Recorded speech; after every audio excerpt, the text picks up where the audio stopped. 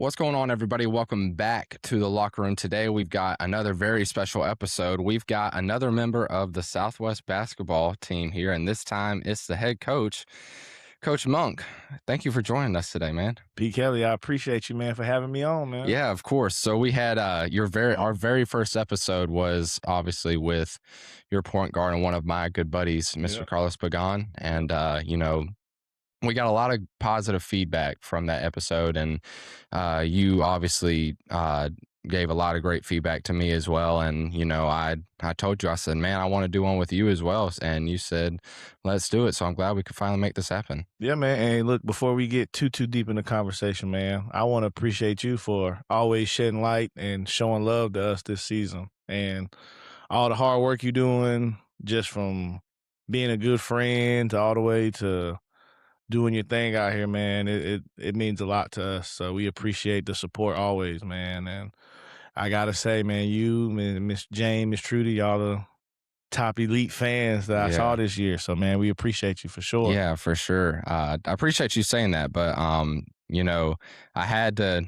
do my best to show some of that Southwest love, and you've got a bunch of obviously my best friends that were on this team. So I for sure wanted to do whatever I could to share some light and get all the positivity and all that Southwest vibes out there for y'all. So I hope that was felt, and I appreciate you saying that. But let's talk about you for a little bit. So this was your first season as the new basketball coach at Southwest, and what maybe some people don't know is you obviously are a Southwest grad yourself. So Yeah. the first question I'll ask you for sure is, what was that feeling like being able to come back now and be a head coach for a team that you once played for?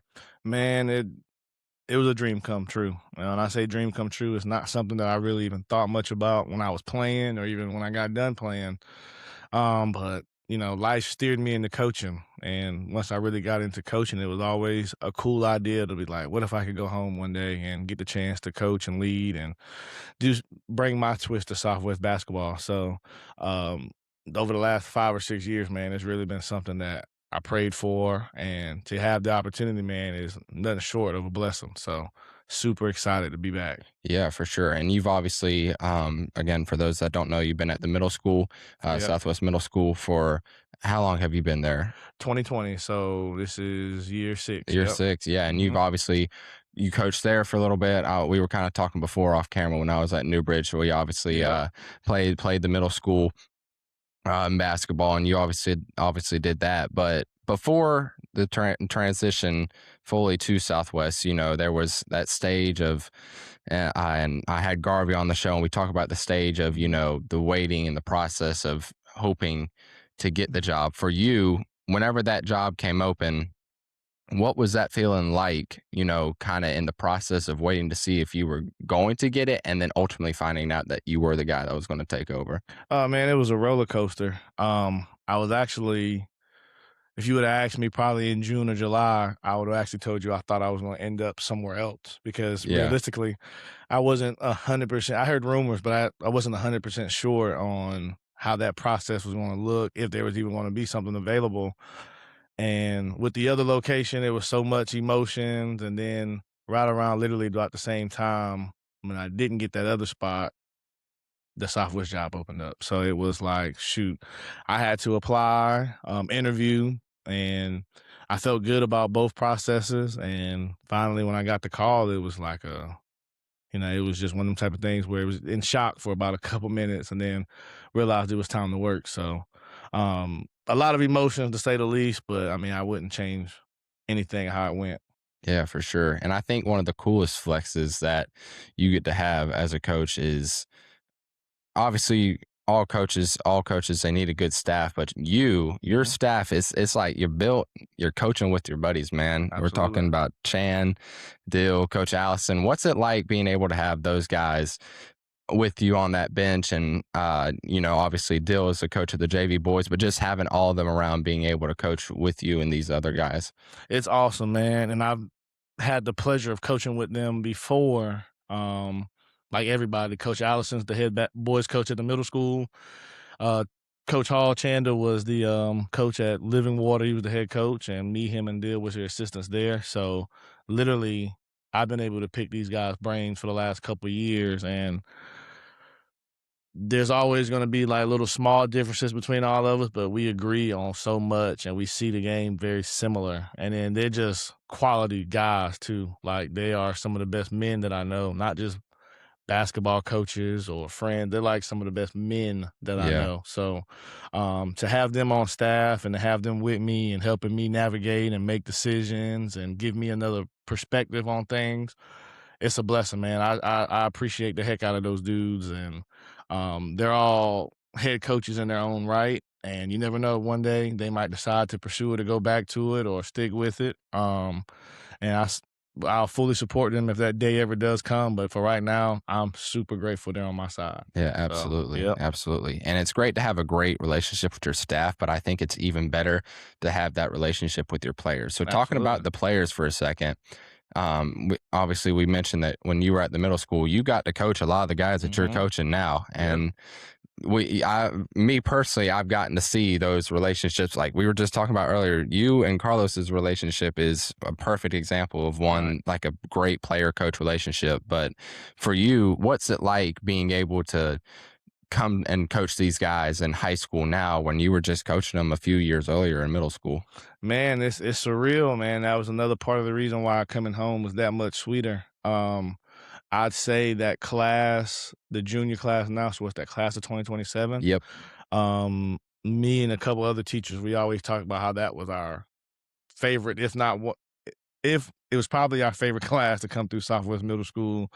Um, just because those kids, they were just a cool and fun group to be around, and the relationships that we built, as coach and player, man, it got special. Spent a lot of time with those boys, and even the sophomore class, they were fun. And every class has, different things about them that for makes them sure. special. But they were, I want to make sure I say it right. They were sixth graders my first year at Southwest Middle School. So this junior class now, Right, they were sixth graders. So I was their first impression to, like, outside of elementary school. So right. I think that's a big part of, like, how we were able to get so close, and they were usually, like, just sponges, man. They listen to everything I say. After about a year or 2, that's when you start seeing them joking with me, calling me "Unc" and those type of things, and that's just kinda, they were my first 3 years at the middle school, so they Yeah, left an impression on me as far as, okay, I'm loving what I'm doing because I get to work with these kids in particular. So,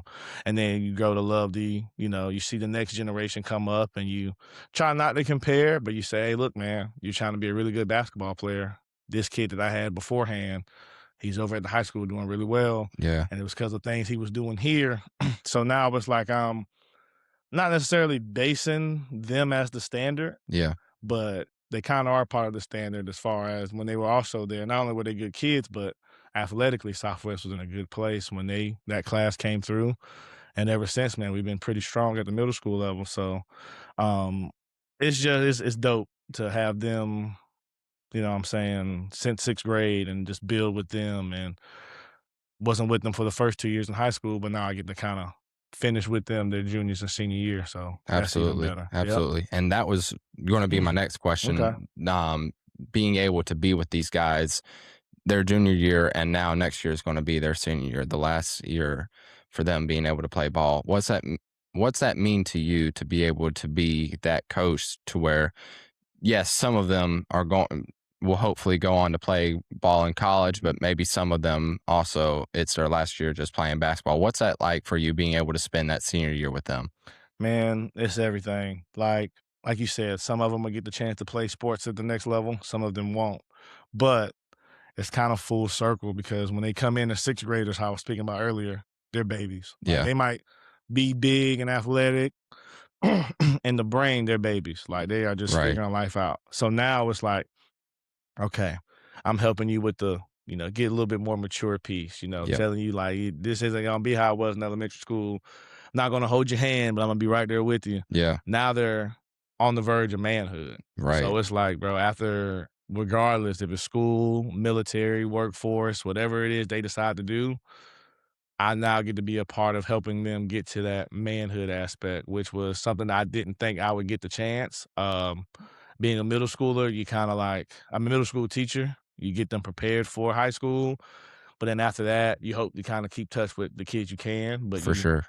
they're on to new and different teachers and coaches, so you just support them from afar. But now I get to be hands on and regardless of what they do, play a part and helping them become the best men. Because most importantly, who they are character wise is going to outweigh the basketball or the football or the track, whatever they decide to do. Absolutely. So to be a part of that foundation for them is awesome. Yeah, man. Yeah. Absolutely. Well, we're going to kind of, the way I have this style, and at least the way I want to go, I want to talk, we're kind of going to go through the season a little bit. Okay. So we'll start at the beginning part of it.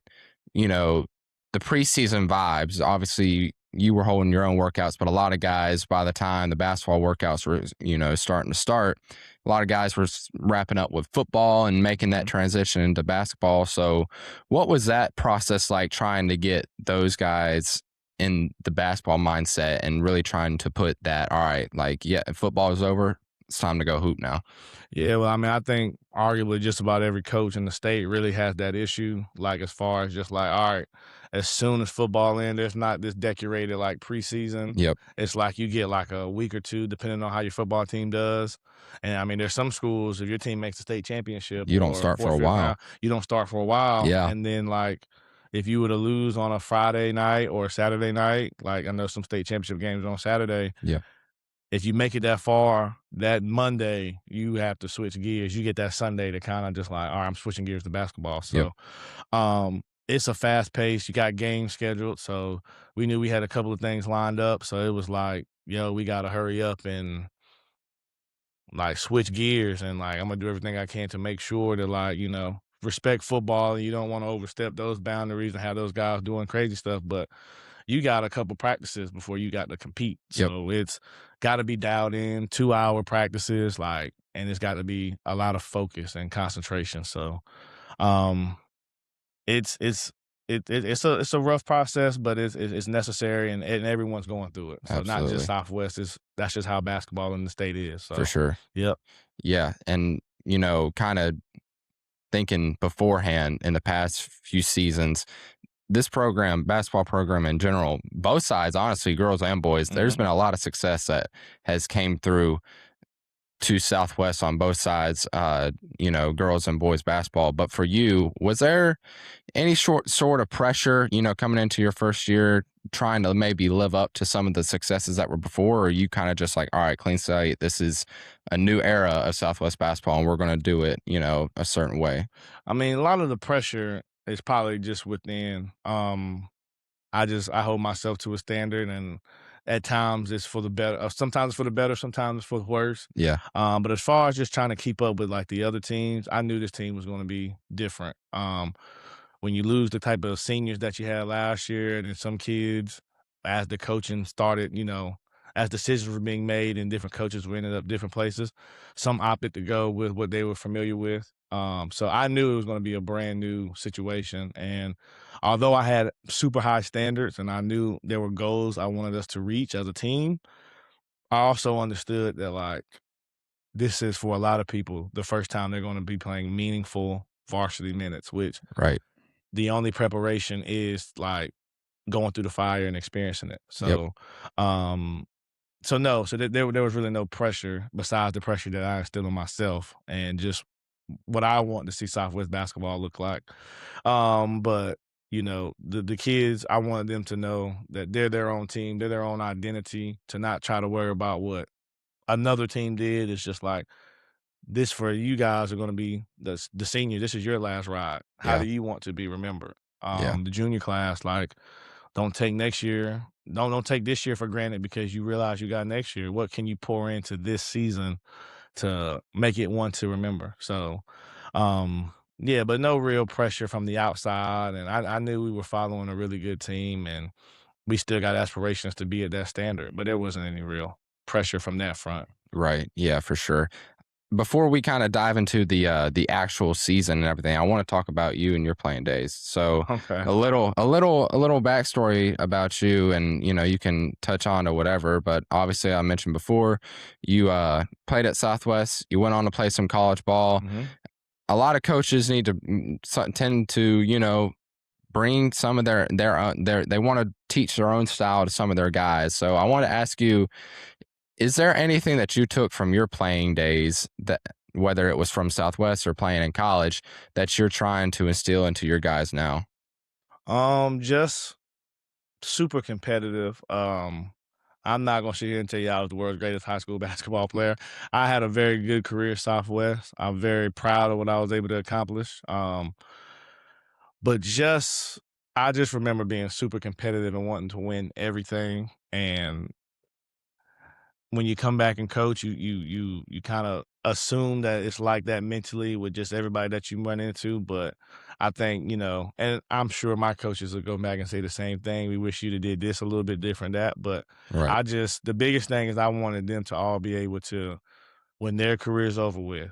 And I will say definitely in college I was very aware, not so much high school, but in college when it ended, is I wanted to make sure that I knew I left everything out there and I didn't have any regrets. So I didn't wish I would have done this different. In high school, you definitely tell yourself like, man, like I could have dominated more, you could do more. But in college, I was super like, okay, these are probably going to be my last 4 years playing true meaningful basketball. So I want to make Yeah, sure I go out and when I look back, I'm proud of what I was able to do. And I'm not saying I wish I would have did this. I wish I would have went harder on this and I wish I would have grabbed more of this or did like no, I'm coming for everything. And that's kind of the mindset I want these boys to have. It's just like don't high school is the second 4 year fastest 4 years of your life, and if you go to college, it's the fastest 4 years. So yeah, don't take it for granted. It's kind of the biggest thing. And again, I don't think I took it for granted, but in high school, do I wish I probably would have done more and posting up around the basket and dominate? Absolutely. yeah, But you live and you learn. I tell those guys I've been there before. I want y'all to like not have those regrets. And again, it's not like I'm moping. I wish I would have done more. It was just, could you? Like, do yeah, you feel like you 100% went as hard as you could? And if you can say yes, then I've done my job as a coach. for If that's sure. how you feel, so and yeah, that's really it, man. Just enjoy it. I was able to bring some hardware with my teammates in high school, so I wanted them to do the same, and I want everybody to be able to come through Southwest over the next 10, 20, 30 years, however long the Lord blessed me to coach, and say, "You see that trophy when they come back with their kids? Yeah, We were able to bring that trophy here, my junior, senior, so whatever year it was, but to say I was a part of that championship team." So, yeah, for yep. sure. Do you ever find yourself maybe sharing any sort of stories with your guys that, can be used as maybe a coaching standpoint, or any of the guys just ask around, just asking like, Coach, what was it like, man? What is there anything that, you remember you did that can help me now where I'm at? Yeah, so I mean, I try not to like do it too much, like Yeah, because deep down the kids they care, but it's also like you don't want it to come off as like arrogance or kind of like, oh, right. you're living in the old days, because I don't want that to kind of be the vibe. But definitely, I remember my junior year, and this was probably the biggest thing I harped on the kids, where we started off we had a tough non-conference. We struggled, and I said, man, we went to the Christmas tournament, won the Christmas tournament, and it turned our season around. So around that Christmas tournament time, it was like we had just lost like 6 in a row. We had Kinston in there, we had South Central, we had Washington, and I'm like, "Fellas, y'all are not like a bad team. We just really had a very tough schedule, Yes. and a couple of wins can change the outlook." And I knew the Christmas tournament, it was some teams we wanted to get back at. It was some teams Yep. we knew that we could beat. So stuff like that, but I don't really try to sit here and say, "Hey, man, the last time I played such and such, I had this." And, like, I don't try to do it. And of course, you've been around the team, they like to trash talk a little bit. So I'm Just a like, tad. just a tad. And Just a I tad. tell them, like, no, especially Carlos. He'll be like, when I was 16 and you were 16, Oh my Coach my gosh. God. And I'd be like, nah, we have a little friendly debates there. But I try to bring it in and bring those type of vibes back when it's necessary. But I try not too much to harp on what happened what they say 1,000 years ago. Yeah, for So, sure. yeah. Yeah. Now that you're a coach, do you ever think back to anything maybe you had a certain coach tell you, or are there any coaches that you had during your playing career that you really look back on and like, yeah, I want to be like him, or at least coach like him, and be able to be a leader like he was? Oh, man, I think I take away a little bit from all of my coaches. I mean, down from Rec, James Jordan, Anybody's watching, you familiar with East Coast All Stars? He's the guy to go to. Man, he was the first coach at the rec level that gave me a certain level of confidence. Was like, shoot the ball when you're open, be aggressive, and very impressionable for a 7, 8 year old. And it gave me a sense of like, oh man, this coach supports me no matter what. So it gave me a confidence level. My travel ball coach, Coach Greg, Coach Cleaver for my JV coach. He's now at Northside. Yep. He was the varsity coach for a little bit at Southwest as well. He gave me a ton of confidence. Coach Barnes, the varsity coach, Of course. legendary. A lot of people know him, at least heard of his name. Yep. His fiery, competitive nature on the sideline, and how he held us to a standard. I take all that stuff. My college coach, Coach Smith, Coach Faison, Coach Johnson, all those dudes, Coach Lowe. He's currently the head coach at Methodist. I try to pull a little bit from all those guys. So I appreciate all of them. I hope I didn't miss anybody, but even if it's just a tad bit on how they view the game or a set that maybe I took a play, I try to pull from all those guys. And I've been blessed to have some really good coaches. Absolutely. Okay, coach. So you are going to compete now in our infamous segment called the 2-minute drill. And All right. I'm sure everybody's familiar with it now, but if you are not, I'll go ahead and explain it. The 2-minute drill obviously is more, infamous with football, but this is our version of rapid fire. Okay. And basically you're going to get 2 minutes. You get 5 numbers, 1 through 100. And these questions do not relate with sports pretty much at all. They are just basic rapid fire questions, kind of just icebreaker like. So I got my timer set up, and whenever we'll start, I'll hit go. And your goal is just to get five rapid fire questions in under 2 minutes. So, Okay. You ready? Yeah, I'm ready. All right. We'll start in 3, 2, 1. And what is your first number? My first basketball number? What's your first number, 1 through 100? Oh, I'm sorry. No, you good. 2. 2. Are you an early bird or are you a night owl? Both, but if I had to gear towards one now, I am an early bird. Okay. All right. Yep. What's your second number? Let's do 45. 45. What's one app on your phone you couldn't live without? Ooh, I'm gonna go to the Bible app. Need Okay. the Bible app. Yeah. I heard that. What's your third number? Let's do 23. 23. Are you a sneaker guy or are you a slide guy? Oh, definitely sneaker. I felt like I knew the answer to that one. What's your fourth number? Let's do 77. 77. Shout out to Luca. Would you rather be great at public speaking or negotiations? Ooh. Negotiations. Okay, all right. Yeah, that was a good question. That is a good question. That's a great question. What's your fifth and final number? Let's do 32. All right, 32. Would you rather never use social media again or never watch TV again? I guess I'm going to say no to social media. Got to be able to watch some games. Heck Carolina basketball. Yep. I heard that. Well, you did it. All right, congratulations. Appreciate it, man. You completed the 2-minute drill. Those were great. Those were some questions I haven't heard before. Typically, I get guys that be picking numbers that I've already heard before. So, but Yeah. those were good ones. All right, so this is actually my favorite. Okay. Fun little game that we play, and it tends to be our guests' favorite games too. I call this gas station pick me up, and basically the way I describe it is you're on a long car drive, midway through you stop, fill up the car real fast, but you need a pick me up, and you walk into the gas station. You're allowed to get a food, a snack, salad, can be candy, anything, a little pick me up, and then a drink. So what is your pick me up? Oh man, I'm ashamed to say now, but I've gotten into energy drinks the last couple of years. So I'm guilty too. It's okay. If I'm on a road trip, that's about 80-90% chance I'm driving. So I'm probably gonna get myself a Red Bull. Yeah. To keep myself alert. Yeah, so I'm gonna go Red Bull. If it wasn't a Red Bull, honestly, I'm simple, man. I'll probably get a water or something. All right. I could drink water all day, but answer would be Red Bull. I get a snack, you said? A snack. Snack? Okay. I'm probably getting the sweet spicy chili Doritos, the purple bag. Yep. Those are usually my go-to on the road. Do you say candy as well, or is that? You can pick a candy too. You know what, man? The guys, the team, Coach Allison, they kinda put me on to the the gummy Skittles, the sour kind. Okay, Those probably right now my favorite candy to mess around with, so, cool, yeah, man. them 3 things, and I'm probably good to go. All right, I heard that. All Yeah. right, cool. And this is the last little fun question that I like to ask people is, and for you, I'll give you, you can both pick for a coaching side since you're a coach, and then you can pick for a playing side. So Okay.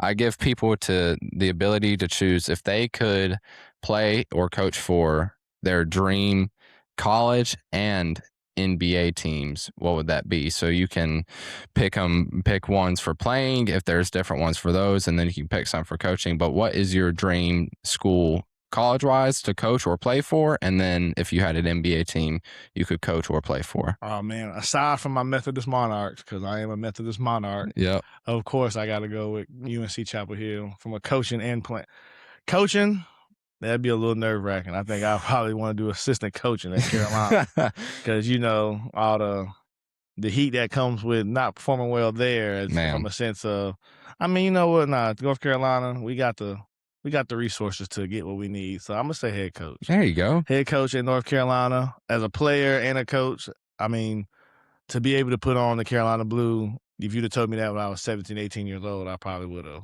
done black backflips across the yard. So Yes.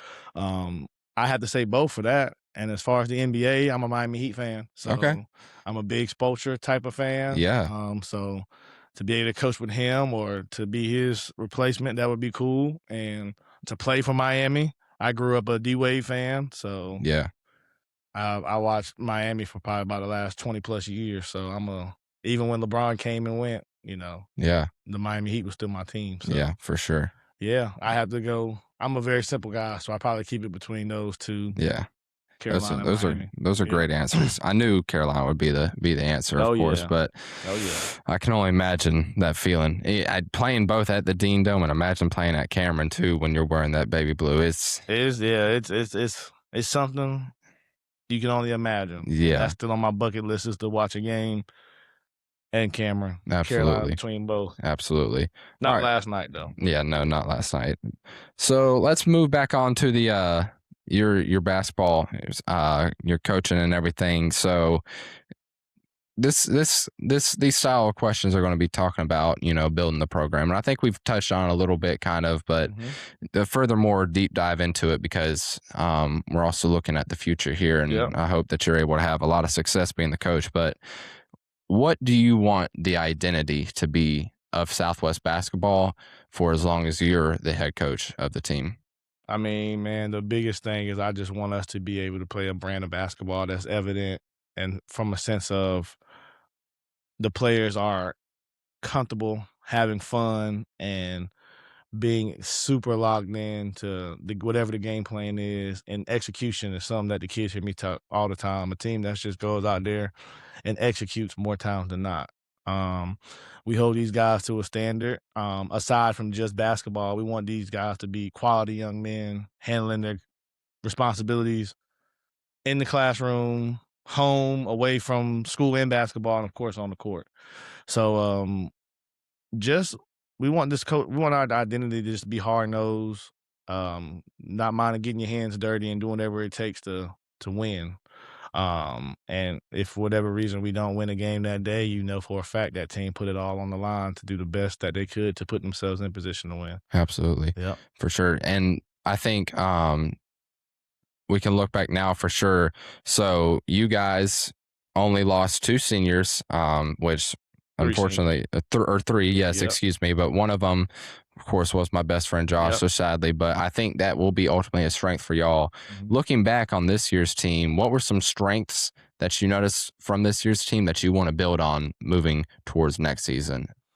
Yeah, man. I mean, when we got super dialed in and played unselfish, not to say the guys are selfish, but Right. it's easy to get tunnel vision, especially during like pressure situations. But when we Absolutely. played unselfish where multiple guys touched it and we got a lot of assists, man, we were really fun to watch.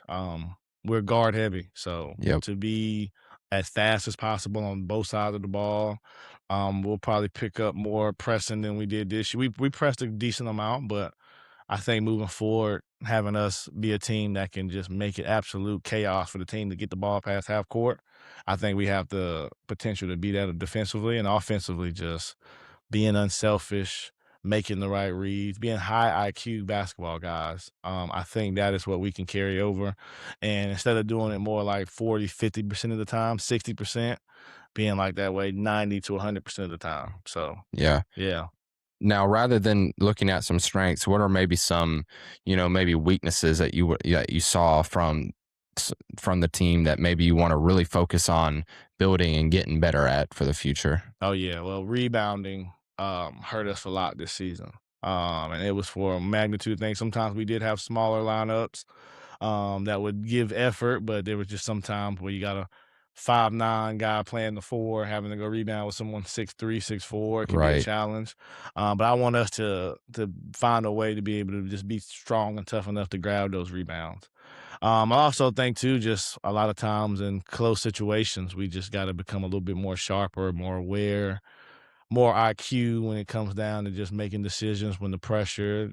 And I know 2 minute drill is a football term, but and Yes, honestly, in basketball, it's like, bro, that last 2 minutes, absolutely. we lost a lot of games under like 5 or 6 points. That like we change a couple things and make better decisions down the stretch. And I mean, we could be records could be in reverse or even better. So For sure. getting stronger and more confident. And then that's the other thing too, confidence. A lot of the guys, again, with this day being their first time playing varsity athletics or basketball, the confidence wasn't always there. And so just doing my best to, and our staff doing our best to promote confidence and put confidence in these guys and show them that like y'all are good enough too to do those little things in your eyes that you kind of want to do, but you kind of hesitate and you missed an opportunity.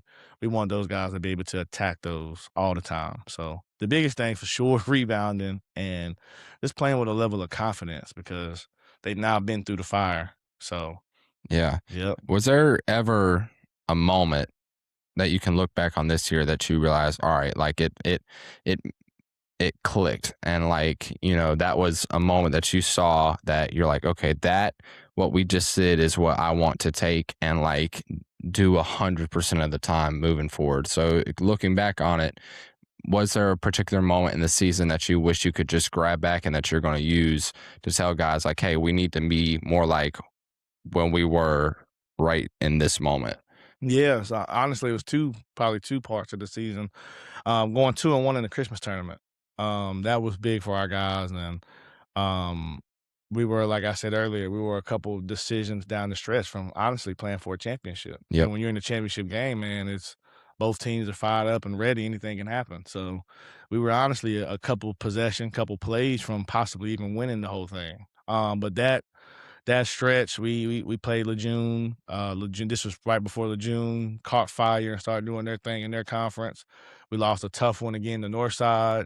That was the game I was referring to as far as the down the stretch. Yep. We played a good game, man. They're a good team. And they're very well coached, and we do a couple things different. I think we could be on the other end of that. And then we played Swansboro, and Swansboro had beaten us earlier in the season, and we kind of game plan, saw them the first time, made adjustments, and we were able to pull out a win. And Swansboro's a heck of a team. They won their conference regular season. Yep. So that moment kind of showed us that we could play and beat really good teams. And then we also, when we won 3 in a row in conference, we were honestly in that 4th to 5th place range, going and winning 3 games in 4 nights helped us tie for second for the conference. Yep. And then we played Trask, a couple last second decisions just kinda took that hurt us a little bit, but the first 31 minutes of the game, it was like, man, we were doing what it took to win. Um, and so just that week was so big for us because we had 4 games in 5 nights, and like I said, we won the first 3. We beat South Lenore, who ended up that was their only conference loss Yep. at South Lenore. Yep. We beat a very good Clinton team, and we played Pender and beat them as well. So I think we would have had more stretches of those moments. Man, I mean, we're talking about we feel a whole lot better than how we did at the end, but those were 2 very good stretches for us. Yeah, Yeah. absolutely. So now that we're at the end, we're past the end of the season now. Mhm. Looking back, how are you currently feeling? How does it feel just wrapping up your first season as head coach? Man, I feel blessed. I am nowhere near satisfied, but I am again, I'm happy to be with those group of guys. I was happy even for some of the seniors who um they got their chances, that they did things that people couldn't expect from them. Like, I'm super happy for Josh, and Josh went out there and showed that, like, man, he's a very quality player in this area. Absolutely. Jalen Ward was able to come out here and play stretches of the minutes and helped us in some very crucial moments, rebounding, using his size to kind of alter shots. I mean, this was a kid that really didn't touch the floor last year, and this year he was able to do some good things for us. And Xavier Davis, man, he's a really good program guy and guys that you want around the team, that he's gonna work hard and he's gonna do the little things, whether he gets recognized for it or not. So those are the type of guys we want around the program. But I feel, man, honestly, I feel okay about the season. I'm super ecstatic about the future. I'm ready to get to work like yesterday. And Yeah, so right around when this dead period ends, we're gonna get in the lab, and I can promise you we're gonna have a very productive off season. So absolutely. yeah. And I think people they will be able to go and look back at the record of this team at 11 and 14, but I don't think that record speaks to volume about how this team truly was. And I'm speaking from a standpoint to where I witnessed this team with Mhm. my own eyes, and the competition was legit. Yeah, I mean, yeah, Washington is 2 points from going to the state championship. yep, Kinston played them twice, is in the state yep, championship. Like, you guys played some absolute like ballers, and the guys played up to it. yeah, And yeah. so looking back at this season, what are your overall thoughts for that team and how they were able to really step up to when they were really playing some of the toughest competition that is in this state, really? Yeah, man, I mean, we tell them all the time, man, that everyone would not sign up for our schedule, Right, and most of the schedule was kinda done before I came on board, and me and the coaching staff easily could have, like, changed things around, for sure. and we said, "You know what? No, we wanna test ourselves," and, we kinda live on that mantra, "You wanna be the best, you gotta beat the best," and Yeah, so now when you see these teams now, these juniors that are coming back and the sophomores, you now see what it looks like to be a very good team. And so, what are you going to do individually and us as a group, as a program? What are we going to do to do our absolute best to get there? And I mean, it's just simple. We got to go in and we got to work. Like, everyone has to be in the gym multiple times a week. Like, if they're not in the gym with me, most of the kids play travel ball. Like, you yep, need to be in the gym with a travel ball. If you got a trainer, great. But honestly, I'm hoping our gym is going to be so open and we're going to be able to just work as much as we can. They won't even need outside skills training, which again, if you got a guy that you trust and of course, yeah, it doesn't just need to be my eyes on you and helping you get better. Whatever it takes to get the best version of you, that's what we need. And that's what I'm hoping we not hoping, that's what's gonna happen this a- offseason. So absolutely. yeah. When you are reflecting back over your first year, what were maybe some of your biggest challenges that you can remember facing, being a head coach on this level for the first time? I mean, just keeping 15 guys engaged. We kept 15 this year. So keeping 15 guys engaged, especially 15 guys don't get the chance to play a majority of the games. You get Right. in when there's a blowout, sometimes when you get desperate, guys get in foul troubles, you got to pluck. But keeping 15 guys engaged, and again, with the guys being so new, instilling confidence. And guys will go through a week where they feel super confident, and then when things don't kind of go their way, they kind of bring it back down. And it's like, okay, like the confidence isn't where it needs to be. So I'm hoping with the work that we put in this summer and having a full off season, because last year we didn't get a full off season, to be able to put the work in. And I'm hoping that the confidence is established in everybody in our program, because they know for a fact they put in more work than the teams that they're going up against. So Absolutely. but just getting that, those are probably the biggest challenges, man, and just making sure we find ways to win some of those closer games. As a coach, you wish you can have certain moments back to where maybe you try to do this different, and then maybe it works, maybe it doesn't. And I'm sure some of the guys, whether it was missing free throws or missing a layup or missing an assignment, you're gonna always want those, especially in those close games that we kind of felt in. We won a couple of them, but we also lost a couple of them too. So, but really just keeping the guys engaged and making sure that everyone feels like they have a place on the team. I do feel like they did, but I could tell at times it was like, all right, we got to find a way to keep all these guys engaged and knowing that, like, yeah, you serve a purpose whether you play 32 minutes or you play 1 or 0. Absolutely. So, yeah. What were you, as a coach, most proud of this year's team for? I'm proud of just how we fought every day and how close knit that group is. Like, it showed that, like, even though things didn't go our way, they still felt like they can come to the games and the practices and be themselves and not get too down on one another. There's times where, excuse me, there's times where um things don't go your way and teams start to point the finger and they start blaming one another. I'm glad that from the coaching staff all the way down to the 15th guy, those relationships that these young men have are going to last for a very long time. Yeah, And we want to win. We're not a moral victory type of program, but I do believe the ball's going to start bouncing for everybody at some point in time. And the friendships you make, the relationships you make during sports, basketball in particular, man, they last.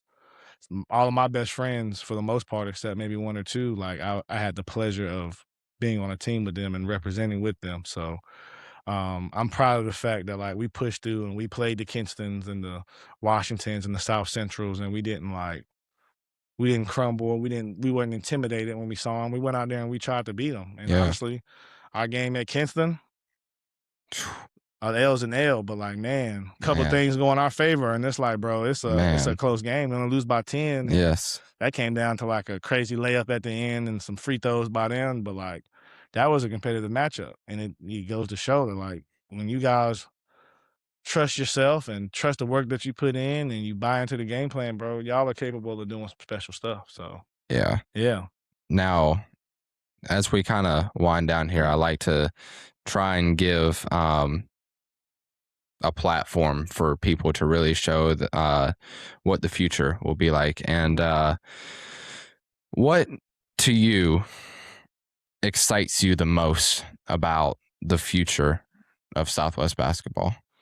Oh, man, we have kids down at the middle school level that want to work, that want to get better. And again, I still teach at the middle school, so I have the luxury of still being able to coach at the high school, but also tap in with the middle school kids Right, and make sure I'm giving them advice, helping them, working them out when I can, PE class, showing them things or two. We got a lot of talented kids that want to work and want to get better. And um, man, we went to the regional games yesterday, and, like, the kids and myself, we want to get that feeling of playing at ECU or whatever the regional is gonna be at next year and being able to represent Southwest at that level. Because I think it's been a while since football or basketball has kinda been at that regional level, playing at a different field, right. having your fan. Like, it was cool to see Washington bring their fans. They had their student section out there. Like, yo, we want to be a team. Obviously, we want to be locally good. We want to win the Christmas tournaments and we want to win our conference. Like, those are always going to be our goals, regardless who's in the locker room. But man, to get to, like, represent your school at that level is what we're pushing for. Yes, Yeah. for sure. What message would you give to the people that are coming to see the games or the Stallion fans? What is your message to them that are looking forward to seeing what the future is like for Yeah. basketball? I mean, first and foremost, thank y'all. We had a lot of committed fans that showed up when they can. People are working 40, 50 hours a week. Like, if your kid's not on the team, like, it's very easy for you to say, I'm not going to go to this game Right, and I'm just going to, go home and relax, kick my feet up. We had a lot of people come and support us when they didn't have to. So, first off, thank you. And then secondly, know that this team moving forward, this program moving forward, we are going to put the work in to make sure we make y'all proud at all times. And you can always be like, man, I'm excited for the season coming up, man. I know y'all are going to do really well. So we're thank you, and just know we're going to put in the work to continue to make y'all proud and give y'all a reason to come spend your Friday, Wednesday, Thursday evenings with us. So we appreciate it. Absolutely. I'm going to ask this next question the style of a Southwest fan asking the head coach, what should Okay. I expect from your team next year? You're going to see growth and you're going to see us compete at the highest level. Absolutely. Yeah, Hmm. absolutely.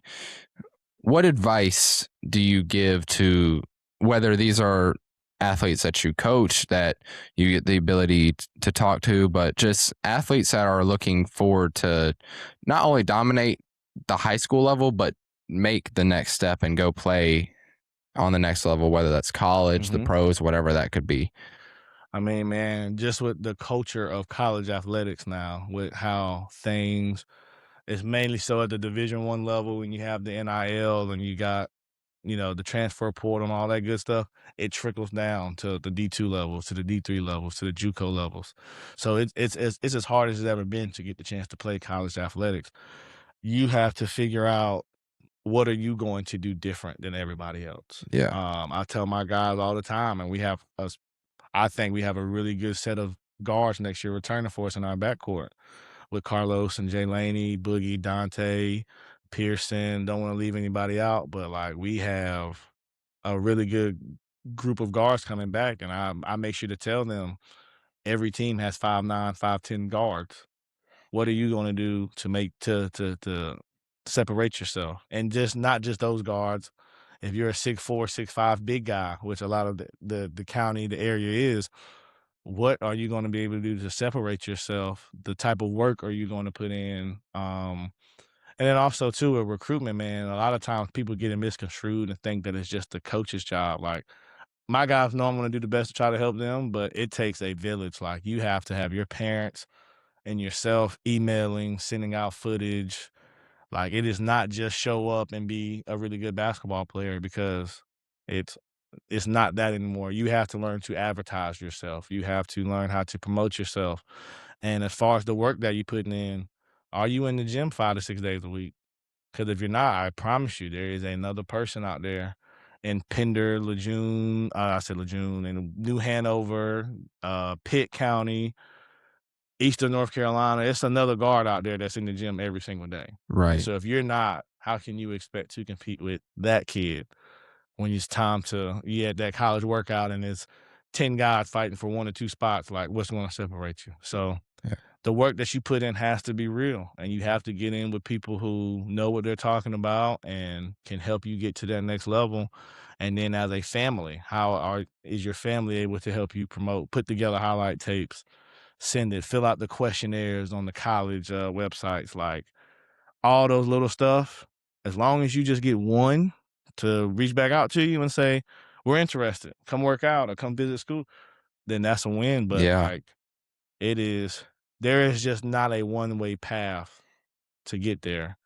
You got to be good, obviously, but that comes with the work. And then after that, how are you promoting yourself? So those two biggest things: separating yourself on the court, on the field, and then how are you advertising yourself? All right. Yeah. Don't just assume someone's supposed to do it for you.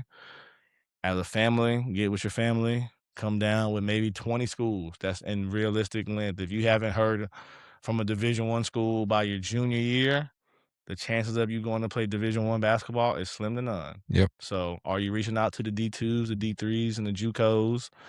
Um, because things happen all the time where they have openings come out of nowhere. So, your best bet is probably one of those. And if you're not hearing from the D2, D3s by junior year, like, all right, the summer going up, you need to be fully like, I done reached out to 20 schools and I Yeah. only heard back from one. Yep. But that one, they like me.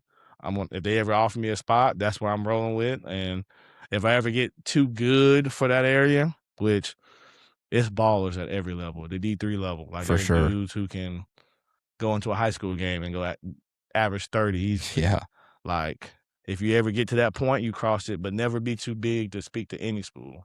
Yeah. JUCO, D3, NAIA, anything. Yeah. Talk and to everybody and sell yourself. Yeah. So I know that was long winded, but that's actually something I'm really No, passionate no, for about. sure. But yeah. Absolutely. And I appreciate you saying that because I love being able to help get that advice out there for those people that are looking to go play at the next level. But Yep. before I ask you the infamous last question that I asked everybody, I just got to take a second and share some appreciation, not just for you, but really for the whole team in general, and that's including Chan, Dill, Coach Allison. Like, it was I'm obviously a senior at Southwest, and been able to follow basketball forever with Josh being my best friend and watching all these other guys play. But I had so much fun. Like, it was the most fun watching basketball this year, and that says a lot for the teams in the past. Before, like, I did my best to try and be at every single game, Yeah. and the reason for that is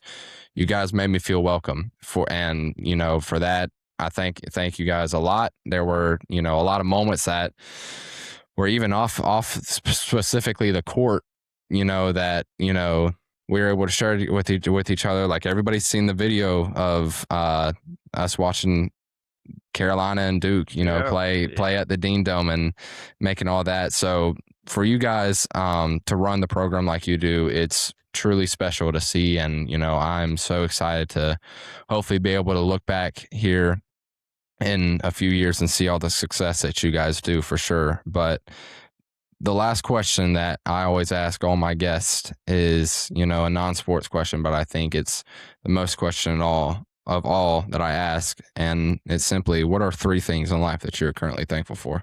Yeah. Okay.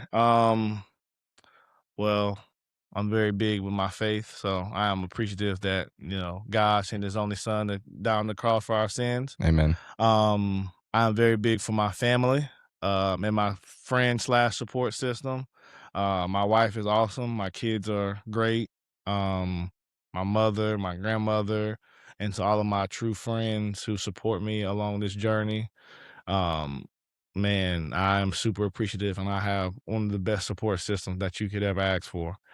And then thirdly, man, I am appreciative of my team, and not just my team, guys like you who are, I consider the part of my extended family, and kids I get to teach PE wise that love me and show me respect and build special relationships. Like, all of the young people that I'm able to just connect with on a daily basis. Like, I'm super appreciative. Um, Everyone has a reason for being here. God gives us all assignments, and I feel like mine is to pour into the young people and different, whether they're a middle schooler or 17, 18-year-old. Like, Yeah. I'm thankful for that opportunity. And yeah, those are my biggest 3 things right there. That's great, man. And thank you once again for doing this, for sure. I look Yes, sir. forward to hopefully doing this. And when we do this again, we're going to get everybody on the podcast. And Hey, man. we're going to get all 4 of them at You some heard point. that? Chan and Deal, Coach Allison, man. Right. Y'all will be on here. Right. Y'all will be on here. Well, thank you again, man, for doing this. And thank you guys for watching this episode of The Locker Room. And we will see you guys on the next episode. Yes, sir. Thank you.